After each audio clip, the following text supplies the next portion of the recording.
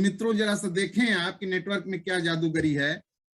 ये सर्वे है सर हमारे आर्थिक व्यवस्थाओं की, आर्थिक सर्वे। 1940 में सर एक लोअर क्लास की अगर फैमिली होती थी तो 4 रुपये में जीवन यापन कर लेती थी, लेकिन वहीं मिडिल क्लास को 10 रुपये की जरूरत पड़ती थी तो हायर क्लास को 40 रुपये की जरूरत पड़ती थी। 1960 के दौर में यही पैसे की चाल बदल गई, 40 रुपये की जरूरत पड़ी लोअर क्लास वालों को, मिडिल क्लास वालों को 100 रुपये, हायर क्लास वालों को 400 रुपये। और 1980 के दौर में लोअर क्लास को सर 400 रुपये की जरूरत पड़ी तो मिडिल क्लास को 1000 की, और हायर क्लास वालों को 4000 की जरूरत पड़ी। 2000 के दौर में मिडिल क्लास या लोअर क्लास को देखें तो जो लोअर क्लास था मेरा 4000 का जरूरत पड़ा था, मिडिल क्लास को 10,000, और हायर क्लास जो थे उनके लिए 40,000। और 2020 का जो दौर बीत गया सर हम लोग के सामने, यहाँ एक लोअर फैमिली को 40,000 की जरूरत थी और मिडिल क्लास को 1 लाख की और हायर क्लास वालों को 4 लाख की। अब थोड़ा सा सर इसमें आप देखें कि जो 20 में हायर क्लास में था 40,000 रुपये पर मंथ में, वो आज 2040 के दौर में कहां जाएगा, या 2000 के दौर में वो 40,000 था तो 2020 के दौर में कहां आ गया। वो ऑटोमेटिक सर लोअर क्लास की तरफ बढ़ गया। बंदा तो वही है, 40,000 तो वही अमाउंट हमारा है, 50,000 अमाउंट वही है, लेकिन बड़े मतलब रिसर्च की बात है। ये रिसर्च करके अगर डाटा दिया जाता है तो जाहिर सी बात है मित्रों, इस पे गौर करने की बात होती है कि हम हायर क्लास थे तो ऑटोमेटिक सर्कल मिडिल और लोअर क्लास में आ गए, और मिडिल क्लास के व्यक्ति थे तो ऑटोमेटिक लोअर क्लास से भी आउट हो गए, और लोअर क्लास की तो बात छोड़िए।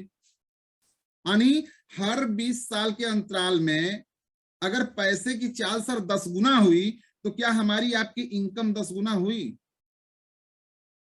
पकड़ना सर बस इतनी सी बातों को है कि हम जो इनकम करते हैं क्या वो मल्टीप्लाई हो पा रहा है, क्या हमारे रेशियो के अनुसार, हमारे डाटा के अनुसार, सर्वे के अनुसार सर चल रहा है? नहीं चल रहा है दोस्तों। इसीलिए बार बार नेटवर्क की बात आ रही है कि नेटवर्क ही एक सारी समस्याओं का जोड़ तोड़ है। और आगे सर ये बात समझ में आई होगी। मैं आगे चलता हूं, आगे की तरफ बढ़ता हूं। स्लाइड नहीं खसक रही है भैया।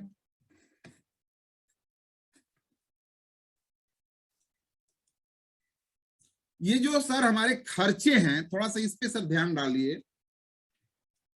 ये 1940 से जो भी 2020 तक के सर्वे दिखाए गए, ये कोई विलासिता के खर्चे नहीं थे सर, ये हमारी आवश्यकताओं के खर्चे थे सर।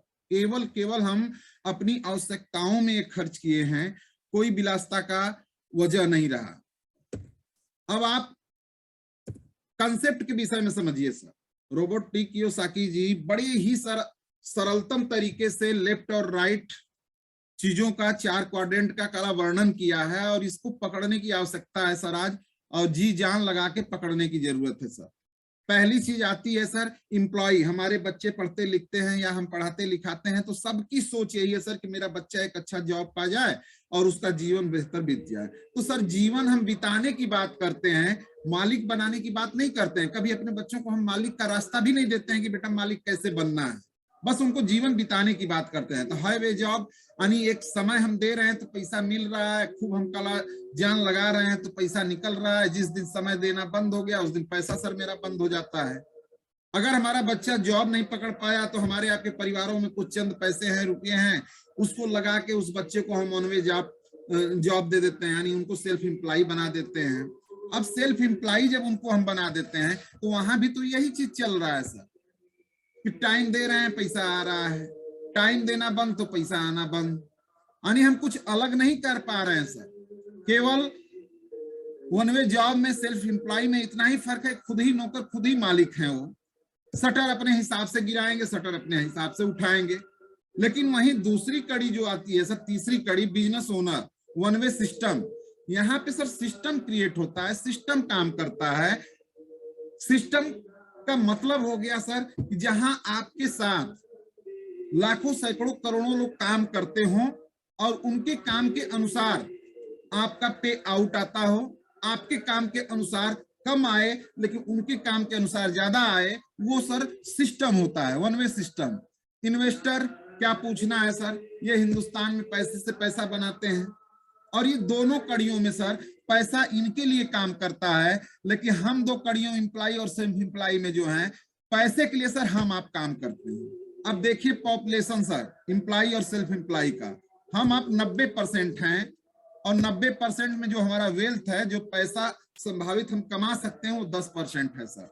तो जहां हम 90% लोग हों वहां तो सर काला 10% के लिए मारी मारा होगा ही होगा सर, झगड़ा होगा ही होगा सर, और यही आगे चल भी रहा है सर। और बिजनेस और इन्वेस्टर की कड़ी को सर देखें कि इनकी पॉपुलेशन 10% है तो वेल्थ सीधा सर 90% है। तो जाहिर सी बात है कि ये मनचाहे इनकम कमाएंगे सर, लेकिन सिस्टम क्रिएट करके कमाएंगे।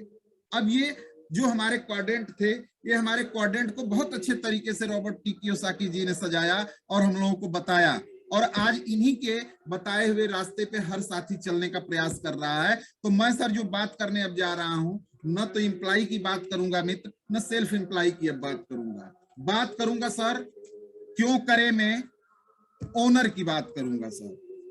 आप क्यों करें, यानी हम एम्प्लॉय सेल्फ एम्प्लॉय हैं तो थोड़ा सा आप रास्ता अपना देख लें कि हम समय जो इन्वेस्ट करते हैं उसके बदले जो हमें इनकम आती है वो हार्ड वर्क इनकम होती है। और जो हमने सिस्टम पीछे बताया है आपको कि नहीं ये हमारे सर्वे हैं, कैसे सर्वे हमारी बदलती गई, तो थोड़ा आप अपने समय और पैसे को देख लें सर कि 8 घंटे की स्किल में अगर आप 500 रुपया पाते हैं तो 15,000 रुपया आप 30 दिन में पाते हैं। 8 घंटे की स्किल में आप 700 रुपया पाते हैं तो 21,000 रुपया पाते हैं। 8 घंटे में आप 900 रुपया अगर पाते हैं तो 30 दिन का 2700 पाते हैं। 8 घंटे में आप अगर 1,000 रुपया पाते हैं तो 30 दिन का आप 30,000 रुपया पाते हैं।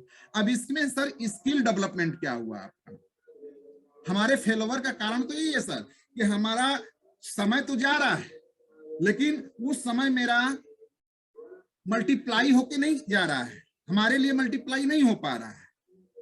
तो हमको आपको सर सर्च करने की आज जरूरत है कि क्या हम कोई ऐसा काम कर रहे हैं जिससे आने वाला कल सिस्टमेटिक हो सके।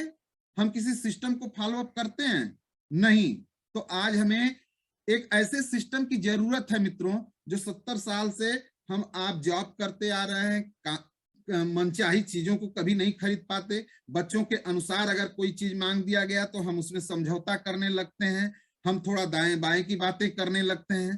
तो हमारी जो लाइफ चल रही है सर ना, एक को पूरा करते हैं दूसरे को हम समझौता कर लेते हैं। वाइफ कुछ मांग देती है तो पता लगता है कि उसको अनबने तरीके से टालने मटोलने का काम करने लगते हैं।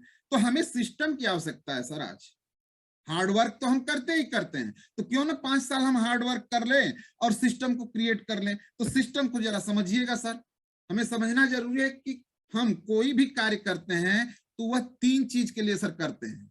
वह 3 चीज है सर, मनी, टाइम, सिक्योरिटी। और ये तीनों चीज जिनके पास है वही तो आर्थिक आजाद है सर। अब आप थोड़ा देखें कि मनी, टाइम, सिक्योरिटी ये किनके पास जा रहा है, कौन ऐसे बंदे हैं, तो आप समझ जाएंगे सर कि मैं ओनर की अब बात कर रहा हूं। तो ओनर की कड़ियों को थोड़ा देखें। तो ओनर अगर सर कोई सिस्टम बिल्ड करता है, कोई कंपनी खड़ा करता है ना, तो वहां सर बड़े मजे मजाए लोगों की जरूरत पड़ती है। और वर्कर तो ऐसे भी हम आपका तलाश करते हैं कौन सी कंपनी में हमें जॉब मिल जाए। तो बिजनेस हेड सर आते हैं। एक ओनर जब कंपनी स्टार्ट करता है तो उसमें उस कंपनी को संभालने के सर बिजनेस हेड आते हैं। बिजनेस हेड के बाद सर एजीएम, डीजीएम लोग आते हैं और सीनियर्स वर्कर आते हैं। इसके बाद सर वर्कर आते हैं, यानी अपने स्किल के बदौलत हर लोग सर वहां पे प्रवेश करते हैं। तो थोड़ा प्रवेश करने के तरीकों में आप देखें कि मनी, टाइम, सिक्योरिटी ये 3 एलिमेंट की बातें जो होती हैं, आर्थिक आजादी की जो बातें होती हैं, वो सर किसके पास जा रहा है, थोड़ा इसको आप गौर करें। खुल चुका है आपके सामने owner, upper management, middle management, lower management. इन शब्दों का नाम इसलिए दिया जा रहा है सर कि ये भी एक नेटवर्क ही है। जिस नेटवर्क के लिए सर आपको शर्म आती हो या क्या लोग कहेंगे, तो इन चीजों से थोड़ा बाहर निकलने के लिए सर हमें रिलेट कराते हैं आपसे कि भैया ओनर को शर्म नहीं आई, मैं वहां जाके नौकर बना उसके लिए मुझे शर्म नहीं आई, लेकिन हमको चंद एक ओनर टाइप का वर्क करके 5 साल परिश्रम करके अपने मनी, टाइम, फ्रीडम, सिक्योरिटी को लेना हो तो हमें शर्म किस चीज की आती है। बस हम अपनी बात नहीं रख पाते हैं मित्रों। तो बातों को रखने के सर अलग अलग तमाम पहलू हैं। तो थोड़ा सा समझें आप कि मनी, टाइम, सिक्योरिटी किसके पास जा रहा है। लोअर मैनेजमेंट, क्या इसके पास टाइम मल्टीप्लाई हुआ? नहीं। क्या इसकी मनी मल्टीप्लाई हुई? नहीं। लेकिन इसको अगर देखा जाए तो टाइम मिल जाता है सर, क्योंकि इनके जो टाइम लगते हैं ना 8 से 12 घंटे लगते हैं, बाकी इसके बाद टाइम इनका नहीं लगता है सर। ये फिर फ्री है, ये किसी चट्टी चौराहे पे या घर में टीवी में टेलीविजन में व्हाट्सएप में इन सब चीजों में व्यस्त हो जाते हैं। तो इनको सर बताया जा सकता है कि भाई टाइम जो आपका है उसको मल्टीप्लाई करो तो ये चीजें मिलने वाली है। वहीं आप मिडिल क्लास वालों को देखें तो इन बेचारों के पास ऊपर और नीचे दोनों को मैनेज करने में न तो मनी आया, न टाइम आया, न सिक्योरिटी आया। ये बड़े व्यस्त होते हैं साहब। 1 मिनट भी बात अगर कर लें आप तो बड़ी मुश्किल की बात है, क्योंकि मेरे साथ कुछ ऐसे मिडिल मैनेजमेंट के लोग हैं जो कॉल करता हूं ना, सर सर सर ठीक है पांडे जी, मैं आपको बैक कॉल करता हूं, वो बैक कॉल ही होता रह जाता है। अपर मैनेजमेंट वालों को देख लें, इनके पास पैसे तो आ जाते हैं मित्र, लेकिन टाइम जीरो होता है, सिक्योरिटी जीरो होती है। और ओनर की जो बात मैं कर रहा था उसको आप देख लें। अब लोअर, मिडिल, अपर, इन सबके बदौलत ही वो जो ओनर है उसकी टाइम मल्टीप्लाई हो गया, उसकी सिक्योरिटी मल्टीप्लाई हो गई, उसका पैसा मल्टीप्लाई हो गया। यही ESBI कॉन्सेप्ट में ओनर की बात होती है मित्रों। मालिक के पास नेटवर्क है इसलिए वो फाइनेंशियली फ्री है, इसलिए मालिक के पास तीनों चीजें हैं, इसलिए मालिक फाइनेंशियली फ्री में जाता है। लेकिन अब मेरा आपसे एक सवाल है मित्रों, आप जो भी काम आप कर रहे हैं जिसे आपके घर में पैसा आ रहा है, क्या उसमें आप अपना एक नेटवर्क बना रहे हो कि किसी और के नेटवर्क में काम कर रहे हो?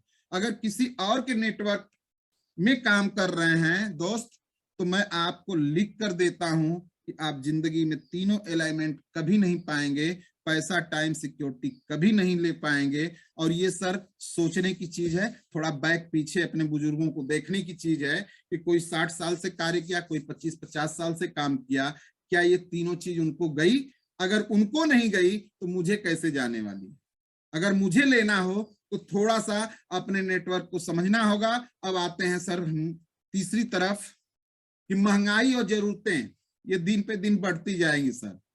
अगर जिसकी इनकम 1 लाख है उसके लिए महंगाई नहीं है सर, जिसकी इनकम 2 लाख है उसके लिए महंगाई नहीं है सर, और जिसकी इनकम 25-50, 30-40, 50 हजार में है उसके लिए सर महंगाई है, क्योंकि वो डाटा बता रहा है कि हम कहाँ खड़े हैं सर। अब इसको समझते हैं सर कि हम अगर 50,000, 1 लाख, 2 लाख जो भी लाते हैं, खर्च करते हैं, वो हमारी नीड है, जरूरत है, तो उसको हम खर्चे कैसे करते हैं उसको समझिए सर।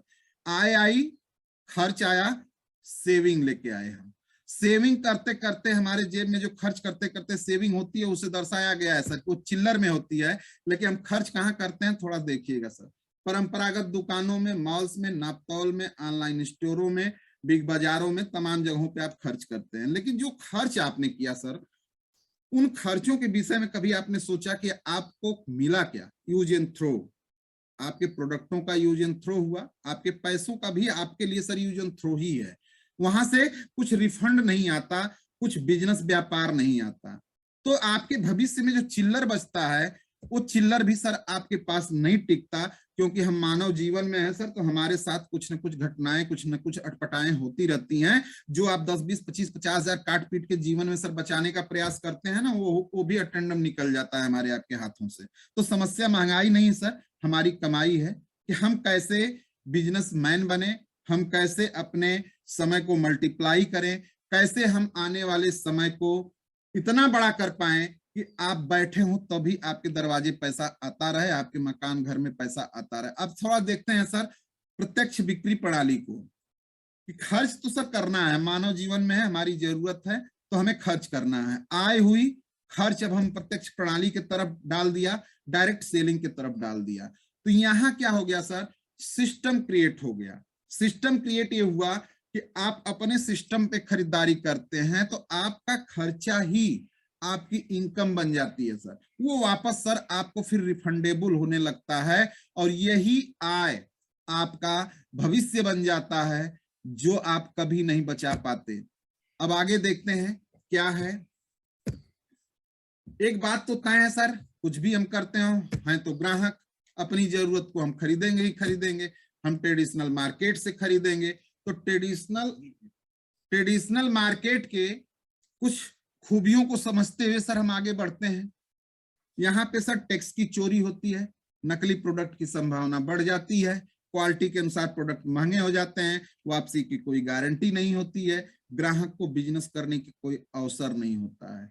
सर आज हम आप रिचार्ज करते हैं मोबाइल का, 28 दिन 30 दिन का डाटा होटा आता है, और हम आप कंटिन्यूअस जब रिचार्ज करते हैं तो उसको जानते हुए भी उसको खोजते हैं यार कि देखो कम में हो जा रहा है क्या, देखो थोड़ा और सुविधा बढ़िया भी मिल जा रही है क्या। तो जो जीवन भर सर हमें आपको स्वस्थ रखने की बात होती है, जीवन भर हम निरोगी काया में चलने की बात करते हैं, तो क्या इसके लिए सर हमें आपको ये नहीं देखना है कि मार्केट में क्या स्वस्थ रहने के लिए सर खूबियां मिल रही कि नहीं मिल रही हैं। यानी टैक्स चोरी अपने ही पैरों को सर काटा जाता है। यहाँ पे जिस गवर्नमेंट के अधीनस्थ लोग कार्य करते हैं, जिस गवर्नमेंट के नियमों प्रणालियों के अंतर्गत हमें आपको चलना चाहिए, उसी के नियमों को हम धज्जी उड़ाते हैं, टैक्स चोरी करते हैं, ना जाने क्या क्या करते हैं, और उससे लॉस किसका होता है? पूरे हिंदुस्तान का लॉस होता है, हिंदुस्तान में पूरे रहने वाले लोगों का लॉस होता है। कोई भी व्यक्ति अपने हिंदुस्तान के लिए सक्षम वर्क नहीं कर पाता, अपने पैसे को सही स्थान पे नहीं लगा पाता। आप जरा देखें कंसेप्ट को, बातें उस पर बहुत लंबी है सर, बहुत कर सकता हूं, लेकिन मैं सीधा सीधा कंसेप्ट पे चलता हूं। ये आपकी कंपनी है सर, हम कस्टमर हैं, बीच में पहले ही सर एडवर्टाइजमेंट वालों को लगा दिया गया। अब कंपनी कोई माल बनाती है सर, तो ये बिचौलियों के माध्यम से ट्रांसफर होता है, कंपनी से सीएंडएफ, सीएंडएफ से डिस्ट्रीब्यूटर, डिस्ट्रीब्यूटर से होलसेलर, होलसेलर से रिटेलर, इसके बाद हम तो ताजा तरीन हैया हैं सर उसको लेने के लिए। लेकिन जरा सा देखें आप कि 10,000 का प्रोडक्ट हर किसी के तरफ से होते हुए, हर कोई अपना बेनिफिट लेते हुए मेरे यहाँ 19 से 20,000 में सर आता है। हम जाते हैं सर, लेके चले आते हैं, लेकिन सर्च करने की जरूरत है सर। ये 25-50 सालों से मार्केट की वैल्यूएशन बदलती गई और आज स्थायित्व बाजार खुल गए, और इस स्थायित्व बाजार में हमारा आपका लाभांश कहाँ रह गया? हम तो सर सबको दूध ही दे रहे हैं, सबको हम सर एक अच्छी खासी पेमेंट दे रहे हैं, सबके लिए हम अच्छी खासी पेमेंट की आवश्यकता बने हुए हैं। अगर आप देखें कि हम रिटेलर से अगर प्रोडक्ट लें तो रिटेलर का क्या होगा, फिर होलसेलर का क्या होगा, फिर डीलर का क्या होगा, फिर कैरिफायर एजेंट का क्या होगा। लेकिन प्राथमिकताएं मेरी नंबर 1 होनी चाहिए थी, इसके बाद कंपनी की होनी चाहिए, लेकिन यहां आप देखें तो प्राथमिकताएं कैसे कैसे बदली हुई हैं। प्रॉफिट में प्राथमिकताएं देखा जाए तो कंपनी का नंबर 2 है, बीच में डिस्ट्रीब्यूटरों के अंतर्गत देखा जाए तो नंबर 1 है, और प्रॉफिट में आप बात करें तो हमारे आपके लिए प्राथमिकता 0 है। ऐसा क्यों सर? ये सोचने या विचारने का विमर्श नहीं है। हम इन प्रोडक्टों को लेते कैसे हैं सर? कंपनी को बेचना है, कंपनी मॉल बनाई है, बल्क मात्रा में बनाई है, तो उसे पता है कि कस्टमर हमारे हिंदुस्तान को उसको यूज करेंगे। लोग बड़े भावुक होते हैं, तो लोग भावुक होते हैं तो उसी अनुसार सर ये प्रचारक को पकड़ते हैं। अब हमारे जूही चावला जी आती हैं, किंग तेल ऑयल का अपने प्रचार कर जाती हैं, number 1 Ayurveda oil, case king. अब आप स्वतः देखें इनके पतिदेव गंजे हैं, उनपे तो ट्राई कर सकती थी, उनको तो पहले काला बाल उगवा सकती थी, इसके बाद हम लोगों को कहती तो और आनंद आ जाता। लेकिन हम कितने अच्छे हैं कि हम कुछ दाएं नहीं देखे, कुछ बाएं नहीं देखे, तुरंत इनके काला कहना अनुसार जाके यहाँ से रिटेलर से लेने लगते हैं। तो आवश्यकताओं का जन्म तो हम ही आप देते हैं सर, हम ही आपको ज्यादा घाई होती है, लेकिन अच्छी चीजों की तरफ हम कभी निगाह ही नहीं लगा पाते, क्योंकि हम बड़े मासूमियत होते हैं, बड़े साफ सुथरे दिल के होते हैं। इसलिए कोई भी प्रचारक आता है, कुछ भी बोल के जाता है, हम तुरंत आवश्यकता में आ जाते हैं कि भाई ये चलने वाली चीज है, बड़ी अच्छी चीज है। आप थम्सअप वम्सअप का प्रचार देख सकते हैं सर, ऐसे ऐसे प्रचार दिखाते हैं जिससे लगता है उसमें बहुत बड़ा ताकत है। लेकिन ताकत की बात किया जाए तो किसी थम्सअप में, किसी ऐसी चीजों में न तो कोई मिनरल है, न कोई विटामिन है, न कोई प्रोटीन है। हम आपके गटके जा रहे हैं। क्यों गटके जा रहे हैं? क्योंकि काला शाहरुख खान बोल दिया, ऋतिक रोशन ने बोल दिया, तो भैया वो तो दिखाते हैं पहाड़ पे भी चलने के लिए, तो आप थोड़ा अपने मंजिला 6 मंजिला घर से ही मोटरसाइकिल लेके कूद जाइए, इसके बाद आपको पता लग जाएगा सर कि नहीं कितना ये अच्छे तरीके से हमें आपको डाइवर्ट कर रहे हैं। ये डाइवर्ट करते हैं सर, यानी जिन चीजों को हमें कभी हाथ नहीं लगाना चाहिए उन्हीं चीजों को ये काला करोड़ों करोड़ों अरबों अरबों रुपया लेके हमें आपको डाइवर्ट कर देते हैं। हम इतने भोले भाले नागरिक हैं अपने देश के कि उनके कहे हुए शब्दों को पकड़ के हम खूब जूझते हैं, हम खूब लक्ष्य में और लाइफ बॉय में तंदुरुस्ती खोजते हैं साहब। तो आज इन मार्केटों को अवार्ड करने की जरूरत है सर, और अवार्ड के लिए बहुत से कानून कायदे सर हमारे आपके लिए आ भी गए। 28 दिसंबर का अगर आप देखेंगे तो हमारे लिए और हमारे उपभोक्ताओं के लिए बहुत बड़ी खुशखबरी की चीज आई हुई है। अब आप देखें कि डायरेक्ट सेलिंग क्या होती है। इनकी सारी चीजों को काट के सर न तो हम होलसेलर के पास जाने वाले हैं न डीलर के पास जाने वाले हैं। कंपनी सीधा काला प्रोडक्ट बनाएगी, हमारे आपके बीच से ही कुछ डायरेक्ट सेलर अपने पैसे को निवेश करेंगे और हम डायरेक्ट सेलर हैं, यहां से प्रोडक्ट उठाएंगे। बीच के बिचौलिए गायब, प्रचारक गायब। प्रचारक हम आप बन गए और हम आप काला एडवर्टाइजमेंट करने के लिए तैयार हैं। ये एडवर्टाइजमेंट ही कर रहे हैं सर, और खा पी के कर रहे हैं। खा पी के आपको समझा रहे हैं कि भाई आप थोड़ा इस सिस्टम को समझो। यानी विदेश में सर ये 1959 में काला डीएसएम स्टार्ट हुआ था, और भारत में सर 2000 में हमारी fashion shooting private limited RCM के नाम से स्टार्ट की। और आज यहाँ पे आप देखें तो 10,000 का प्रोडक्ट 14,500 रुपये तक आते आते सर हमको मिल जाता है। आते आते का मतलब बहुत दूर से नहीं आता है, कंपनी से सीधा वंडर वर्ल्ड आ गया, वंडर वर्ल्ड से सीधा हम आप ले लिए। अब इसमें हमें आपको क्या मिलता है, थोड़ा सा इसको समझें। ये 45% का सर पार्टनरशिप होता है, यानी हम लाभांश में 45% के मालिक हैं सर, और मैं ही नहीं हूं, यानी मैं उपभोक्ता तो हूं लेकिन मुझे ऐसी चीजें दे रखी है कंपनी कि मैं कितने उपभोक्ताओं को 45% का पार्टनर बना सकता हूं, अपने सिस्टम का मालिक बना सकता हूं। ये चीजें सर सोचने और समझने और इसे करने की जरूरत है। कहा गया घी का लड्डू टेढ़ो बगैर, टेढ़ो रही तो भला काम करी साहब। तो यहाँ आपको घी की लड्डू दिया जा रहा है साहब, 45% बिना पूंजी का आप बड़ा कार्य कर सकते हैं। ये डायरेक्ट सेलिंग की सर खूबियां रही। आप डायरेक्ट सेलिंग के कुछ फायदे भी अब जान लीजिए कि आप अगर सिस्टम में हैं तो 10 से 20% एमआरपी ऑफ हो जाता है, 100% पूरी शुद्धता की गारंटी हो जाती है, बाजार से सस्ता हो जाता है, पक्की बिल मिल जाती है, 30 दिन का रिटर्न होता है, 10 से 32% सर कैश बैक होता है जो आपके बैंक में जाता है। अब हमारी कंपनी का सर कुछ एनालिसिस कर लीजिए कि direct selling industry start in America around year 1930, लगभग 1930 में सर ये चीजें प्रचलन में आई थी। लेकिन इंडिया के अंदर देखें तो 1980 में ये चीजें कायम किया गया, लेकिन मनमोहन सिंह के द्वारा 1995 में इन चीजों को भारत में थोड़ी सी आजादी दी गई, उनको लाया गया guidelines by central government of in 2016। और इसके बाद सर ये कहानी थोड़ा सा सुन लीजिए कि हमारे हिंदुस्तान में अमिताभ कांत जी ने क्या कहा, अदर लोगों ने क्या कहा। नीति आयोग के सर मुख्य कार्यकारिणी अधिकारी हैं ये। तो ऐसे लोग अगर सर हमें आपको कोई रास्ता देने का और हिंदुस्तान की भविष्य संवारने की बात कर रहे हैं तो निश्चित है कि सारा खेल सर हमारा आपका भी सुंदर होगा, हमें आपको भी आगे मिलेगा।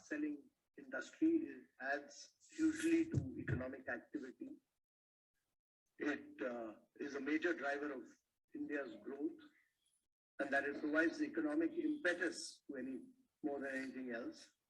And the key challenge for India is really about growth with jobs. So if you are not able to create jobs, you will be in deep problems. And therefore, jobs are very, very critical. And we need to grow at 9 to 10% per annum for 3 decades or more to be able to create jobs for a very young population. We are passing through a window of demographic transition. मित्रों समझ लिए होंगे अमिताभ कांत जी ने क्या बोला। Very very critical जो job की समस्याएं हैं ना, वो हमारी नेटवर्क मार्केटिंग दूर कर देगी। लोगों को बहुत ज्यादा वल्फ मात्रा में जॉब मिल जाएगा, लोग एक समस्याओं से बाहर आ जाएंगे, यानी इतनी बड़ी संभावना उनको दिख रही है। इसके बाद हमारे विवेक बिंद्रा जी को सुन लीजिए। सामने कैमरा चल रहा है, मैं पब्लिक में पहली बार ये बता रहा हूं कि अगर जो मेरी अपनी संतान होगी, मैं भी देखिए पहले मैं समझाना चाहता हूँ, एमएलएम में जो लर्निंग एंड डेवलपमेंट का कल्चर होता है ना, जो सीखने की संभावना होती है, जो ट्रेनिंग की संभावना होती है, आज अगर आप एमएलएम में सफल नहीं भी हो, कभी भी सफल ना हो, आप पक्का विफल हो जाए तो भी एमएलएम जरूर ज्वाइन करना चाहिए। अगर आपको कभी भी सफलता नहीं मिलती, कोई बात नहीं, एमएलएम जरूर ज्वाइन करना चाहिए। हमारे देश के हर नौजवान को करना चाहिए, हमारे देश के हर बुद्धिमान व्यक्ति को करना चाहिए। और आपको बताऊंगा, मैं अपने बेटे को भी एमएलएम जरूर ज्वाइन कराऊंगा।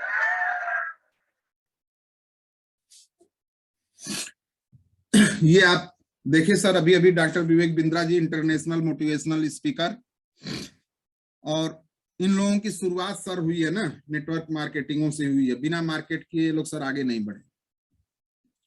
और ये क्या कह रहे हैं सर कि एमएलएम हमें आपको जरूर ज्वाइन करना चाहिए, चाहे अमीर हो चाहे गरीब हो, चाहे अच्छे खासे काला आपके लर्निंग पोजीशन हो। यानी यहाँ पे जो आपके सीखने की क्षमता बढ़ जाती है, जो सीखने की बात तौर तरीका करने की क्षमता डेवलप हो जाती है, वो डेवलपमेंट सर किसी भी स्टेज पे किसी भी सिस्टम में नहीं होता है। तो आप विफल भी हों तो नेटवर्क मार्केटिंग को सीखें, ताकि आपके लाइफ को, आपके जीवन को किसी भी मोड़ पे सफल बनाने के लिए आपको वो क्षमता प्रदान होती रहे, वो आपको कल्चर मिलती रहे। यहाँ कल्चर डेवलपमेंट हो जाता है सर, पैसे डेवलपमेंट तो होते ही होते हैं। इसके बाद अब आगे देखें अपनी कंपनी का, कि 1977 में sir fashion shooting private limited कपड़े का व्यापार करती थी, और 2000 में डायरेक्ट सेलिंग RCM अपने राइट कंसेप्ट मार्केटिंग के साथ स्टार्ट किया। और RCM वंडर वर्ल्ड की बात किया जाए सर तो 17 लाख स्क्वायर फीट में फैली हुई है, और अदर यूनिट की बात किया जाए तो 4.5 स्क्वायर फीट में है, सिक्किम, आसाम, उदयपुर, उत्तराखंड। और 500 प्लस प्रोडक्ट हो चुके हैं सर, और 30 रजिस्टर्ड अम्ब्रेला ब्रांड है सर, मोनोपोली ब्रांड है सर वो, और 12,000 डिलीवरी सेंटर प्लस, ये बहुत काफी सर प्लस हो चुका है। और 170 डिपो की जगह सर 200 डिपो हो चुके हैं। और ये सभी की सभी चीजें जो आपको हम दर्शा रहे हैं सर ना, थोड़ा इस पे अगर आप दिल से और बड़े आत्ममंथन से अगर देखें तो ये करोड़ों अरबों रुपया सर लगा हुआ है लोगों का। और ऐसे विलासता से ये नहीं आया है साहब, ये सिस्टम से आया है, परिश्रम से आया है, लोगों के एक एक पसीने से बनी हुई ये चीज है, जो आज आपको गर्व करनी चाहिए कि किसी भी MLM इंडस्ट्रीज में इतनी बड़ी चीज किसी के पास नहीं है जहां आप आज विराजमान हैं। ये बिजनेस ग्रोथ है सर। 2014 में कहां रहे, 2015-16 में कहां रहे, 2017-18 में कहां रहे, इस तरह करते करते आए तो 2020-21 आपके मोबाइल के स्क्रीन को और लैपटॉप के स्क्रीन को फाड़ के निकल जा रहा है। क्यों? क्योंकि 28 कुछ परसेंट सर ग्रोथ रहा है डायरेक्ट सेलिंग कंपनी का। कैसे करें? अब ये महत्वपूर्ण बात है सर। तीन माध्यमों से सर हम अपना पैसा पा सकते हैं, ग्राहक, संगठन, PUC। अब ये थोड़ी ग्राहक की बात कर लें आप कि 10% सामान सस्ता होगा, 20% तक प्रिंट छूट हो जाएगा, 30 दिन की मनी बैक गारंटी हो जाएगी, 10 से 32% परफॉर्मेंस बोनस हो जाएगा, बिना पूंजी का 45% के आप पार्टनर बन गए। अब ये सारी चीजें खुल गई सर कि आपका 100 बिजनेस वॉल्यूम से स्टार्टिंग होता है, 4,999 10%, 5,000 से 9,999 12%, 10,000 से 19,999 14%। इस तरह करके आप 3.5 लाख एबव आते हैं तो 32%। और रॉयल्टी इनकम में आप 3.5, 1.15, 1.70 कल अपनी दूसरी साइड से कवर करते हैं तो 8%, 5% टेक्निकल है सर। अब आप थोड़ा सा गणना कर लीजिए अपना सर कि हम RCM में अगर DP पे खरीद करते हैं तो क्या हमारा लाभांश होता है। अगर आप DP पे 10,000 की खरीद करते हैं सर तो 5,000 बिजनेस वैल्यूम परफेक्ट है कि बनना ही बनना है। और उसकी जो कल स्टार्टिंग है वो 12% सिलेबस में होगा, आपका 600 रुपया पर महीने रिटर्न होगा। अगर 12 महीने आपका रिटर्न हुआ तो 12 छक 72,000 रुपये आपको मिला, और उसको 10 वर्ष में कन्वर्ट किया जाए तो 72,000 रुपया मिलेगा सर। लेकिन DP रेट का मतलब 20% प्रिंट छूट पे आपको सामान मिला था, तो उसकी प्राइस जो रेट होती है वो 12,000 हो जाती है सर। मार्केट में तो आपको 12 का 12,000 ही देना है सर। तो उस 12,000 में 2,000 का जो बेनिफिट यहाँ पे हुआ उसको भी हम आप इंक्लूड कर लेते हैं। तो अगर 2,000 रुपया आपका पर मंथ यहाँ बच रहा था तो 12 महीने में सर 24,000 रुपया बचा, और 10 साल में सर 2,40,000 बच गया। अब 72,000 और 2,40,000 को सर इंक्लूड कर दें तो 3,12,000 रुपये मात्र सर खा पी के आप बचा लेते हैं। अब आप देख सकते हैं कि आपके जेब में 60 सालों से, 50 सालों से, 65 सालों से, 40 सालों से क्या आपने खा के बचाया। अब आप नेटवर्क की बात करिए सर। ये सर नेटवर्क की संख्या हमने दिया है, दो आपके समझ में आता है, 2 लोगों को आप कन्विंस करते हैं, उन 2 लोगों पे काम करते हैं तो 4 लोग आप बनते हैं, 4 लोगों पे काम किया जाए तो 8 लोग बनेंगे, 8 लोगों पे काम किया जाए तो 16 लोग बनेंगे।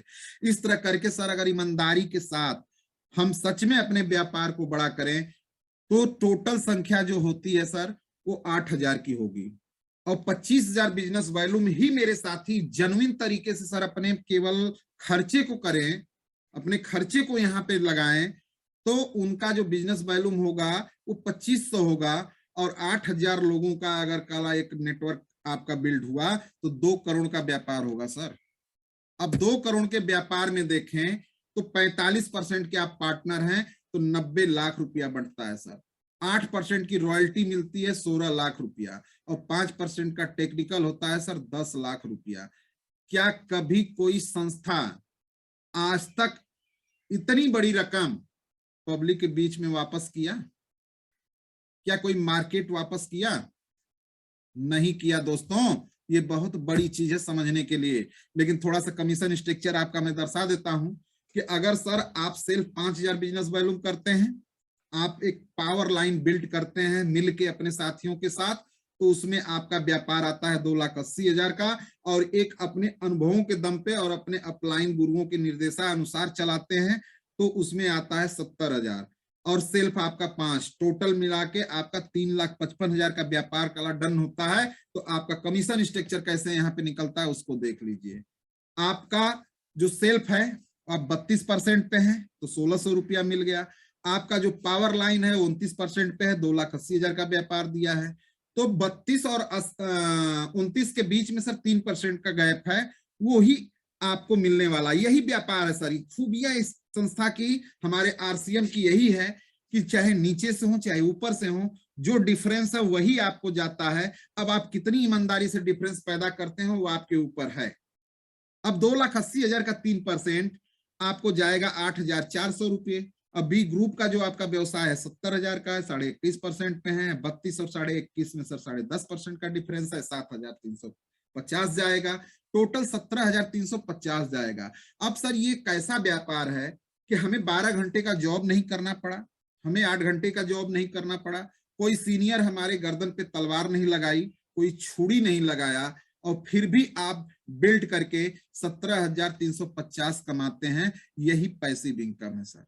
इसी को हमने शुरू में दिखाया कि 5 साल परिश्रम करके और जीवन का बाकी जो जीवन है उसको लाभांश में लिया जा सकता है, क्योंकि नेटवर्क में लोग काम करते हैं साहब। और जहां लोग काम करते हैं ना, वहां आपको अमीर बनने में बहुत समय नहीं लगेगा और बहुत ज्यादा आपको तकलीफ दे चीजें नहीं मिलेंगी। कुछ दिन के लिए तकलीफ चीजें मिल सकती हैं, तकलीफ लग सकता है, क्योंकि आप नए व्यापार की तरफ आते हैं, अनुभव जीरो होता है, तो संघर्ष आपका वहां में मायने रखता है। तो ये चीजें सर मिलेगी। अगर हमारे अपलाइन 2 लाख कमाते हैं, 1 लाख कमाते हैं, तो आने वाले समय में 3 लाख, 4 लाख, 5 लाख कमाएंगे। अगर हम अब 25-50 हजार कमाते हैं तो आने वाले समय में हम लोग 1 लाख 2 लाख कमाएंगे। तो कमाना तो निश्चित है सर, लेकिन वो किस तरीके से हम आप फास्ट गोइंग में कमा सकते हैं, उसके लिए सिस्टम को सर क्रिएट कर अपने लोगों के बीच में उतरना पड़ेगा। अब आप देखें कि 3 ही महत्वपूर्ण चीजें थी, लेकिन यहाँ पे हमको क्या क्या चीजें दे गई। खरीदना, बेचना, जोड़ना। साहब रिश्ते बिगड़ रहे हैं तो कोई जोड़ने वाला नहीं मिल रहा है। भाई भाई में झगड़ा हो रहा है ना, तो कोई जोड़ने वाला नहीं मिल रहा है, तोड़ने वाले ही मिल रहे हैं। बेचना, हम जब अपनी बातों को करते हैं तो क्या करते हैं, उसको बेची तो रहे हैं। अपनी उत्साह में अगर किसी चीज को हम बताते हैं तो क्या करते हैं साहब, बेची तो रहे हैं।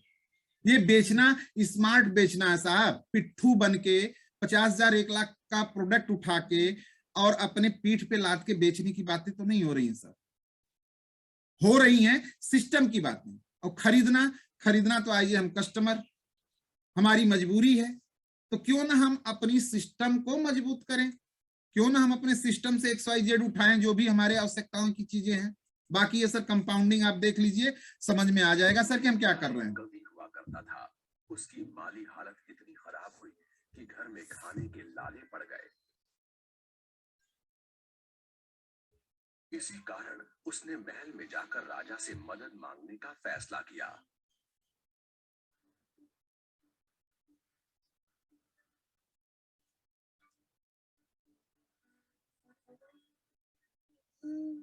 राजा के बुलाए जाने पर उसने अपनी कविताएं पढ़नी शुरू कर दी। वाह वाह वाह वाह वाह वाह। राजा बहुत प्रसन्न हुआ और उसने कवि से अपना इनाम मांगने के लिए कहा।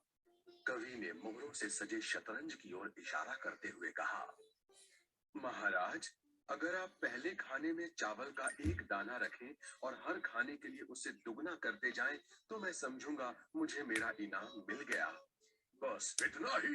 राजा ने पूछा। सिर्फ चावल का एक दाना और सोना नहीं? जी हाँ महाराज। तो फिर ऐसा ही हो। दरबारियों ने चावल के दाने रखने शुरू कर दिए। पहले खाने में 1, दूसरे में 2, तीसरे में 4, चौथे में 8। इस तरह वो रखते गए। जब 10वें खाने में चावल रखने की बारी आई तो उन्हें चावल के 512 दाने रखने पड़े। 20वें खाने तक संख्या बढ़कर 5,24,288 हो गई।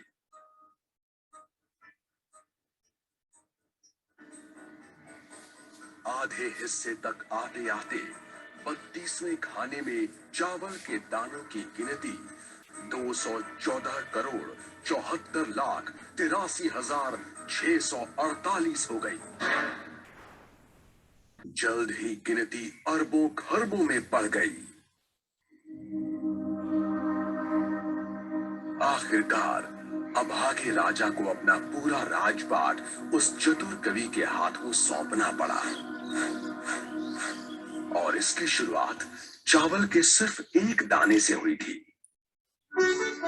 कहानी की सीख, चक्रवृद्धि की ताकत को कम नहीं आंकना चाहिए। मित्रों, ये जो कहानी आपने देखा ना, जस्ट वो आपके साथ होने वाला है, हमारे साथ होने वाला है, किसी और के साथ नहीं होगा। लेकिन इसके परिणाम को अगर आप देख रहे हो ना, तो आपके अगल बगल जो राजा मामूली सी चीजों को, एक दाने के शुरुआत को बहुत हल्का सा लेके काला उसने हामी भर दिया, उसी तरह हमारे अगल बगल आपके RCM बिजनेस में जब आप किसी से वार्ता करने जाते हैं ना, तो आपको उस चावल के छोटे से दाने की तरह समझ रहा है, मल्टीप्लाई की चीजों को नहीं वो समझ रहा है। तो मित्र, मल्टीप्लाई की ताकत को आपको समझ के चलना है और उदाहरण आपको बनना है, ताकि जो आपके इर्द गिर्द आमा मामा फूफा फुआ जीजा जाजा साली साला है ना, तमाम लोग, अगर वो हे दृष्टियों से देखते हो तो उनकी फ्यूज उड़ाने के लिए आपको काम करना है। क्योंकि आपके अंदर आग होनी चाहिए, सफलता की भूख होनी चाहिए। अगर भूख ना हो तो ये सारी मीटिंगें सर बेकार है, सारी कही हुई शब्दें बेकार है। लेकिन आपके अंदर अगर भूख है तो एक एक शब्द आपके लिए काम करेगा। बाकी हम तो यही चाहते हैं कि उस छोटे बीज की तरह आप हो और बड़ा वृक्ष बनना है, विश्व का बड़ा अमीर बनना है। तो नेटवर्क से सस्ता, नेटवर्क से अच्छा और सिखाने की कड़ियों में हम आप अपने गुरुदेवों से सीखते हैं, इससे बेहतर कोई प्लेटफॉर्म नहीं हो सकता। और आप वृक्ष की तरह बहुत बड़ा वृक्ष और बहुत विशाल वृक्ष बन सकते हैं, वो भी बरगद का वृक्ष बन सकते हैं। जो छोटे से बीज, बरगद की छोटे से बीज के आकलन से कोई आज तक आकलन नहीं लगा पाया कि उतना विशाल पौधा हो सकता है या वृक्ष हो सकता है, उसी तरह हमारी और आपकी आकलन लगाने वाले लगा रहे हैं। लेकिन उस आकलन को आपको अपने भीतर से जगाना है कि मैं कैसा बनने वाला हूं। तो जिंदगी का फ्यूज उड़ने से पहले जिंदगी का सही यूज कर लें सर। हमारा यहीं पे काला मीटिंग समाप्त होती है। एक साथ सीखें, एक साथ कमाएं। जय RCM पोर्टल मैं अपने गुरुदेव को हैंडओवर करता हूं। मेरे शब्दों में अगर कोई कमी रह गई हो, कोई वाणियों से, मेरे मतलब शब्दों से अगर कोई ठेस पहुंचा हो किसी साथियों को तो मुझे क्षमा करिएगा। आप सभी लोगों को प्रणाम। बहुत बहुत धन्यवाद आदरणीय रामलखन पांडे सर। बड़ी जबरदस्त ढंग से आपने एक सेमिनार लिया है सर, इसका विजन आपने दिखाया है और आपने ये दिखाने की कोशिश किया कि कंपाउंडिंग कॉन्सेप्ट को समझिए। दोस्तों एक किताब को ध्यान से समझिएगा, ये जो किताब है ना मेरे हाथ में, एक किताब का शीर्षक है एटॉमिक हैबिट्स। एटॉमिक हैबिट्स का मतलब छोटी आदतें। ये किताब मैंने वत्स साहब से बात किया था कि गुरुदेव हमको 5 किताबें बताइए, तो उन्होंने एक किताब का नाम ये भी लिया था। मैं इस महीने की ये किताब है हमारी, इसको मैं पढ़ रहा हूँ। इसमें जेम्स क्लियर साहब ने लिखते हैं कि आप कुछ करना चाहते हो, वो आपका डेस्टिनेशन है, वो आपका लक्ष्य है, लेकिन उस लक्ष्य तक पहुंचने के लिए कुछ एक्टिविटीज करनी पड़ती हैं। वो प्रोसेस, प्रक्रिया का हिस्सा है। आप लोगों में से खुद मूल्यांकन कर लीजिएगा कि बहुत सारे लोगों की आदत एक बन गई है कि आप 5:50 पर जुड़ जाते हैं, 5:30 का अलार्म लगाते हैं, बहुत सारे लोग जुड़ जाते हैं।